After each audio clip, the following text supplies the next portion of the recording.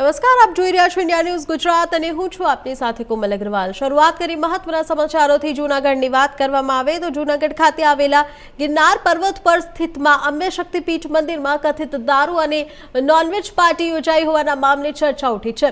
હાલમાં મંદિરનો વહીવટી સરકાર હસ્તક હોવાથી સમગ્ર ઘટનાને લઈને તંત્ર સક્રિય બન્યું છે।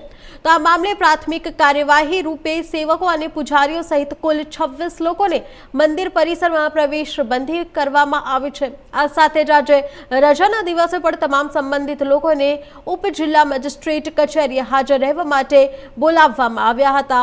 ઉપ જિલ્લા મેજિસ્ટ્રેટ દ્વારા તમામ પક્ષોની વાત સાંભળવા બાદ સમગ્ર મામલે યોગ્ય તપાસ કરવામાં આવશે અને ત્યારબાદ જિલ્લા કલેક્ટરને અહેવાલ સુપ્રત કરવામાં આવશે। મંદિર પરિસરમાં કથિત દારૂ અને નોનવેજ પાર્ટી અંગે સામાજિક માધ્યમો સહિત વિવિધ સ્તરે અનેક ચર્ચાઓ ચાલી રહી છે।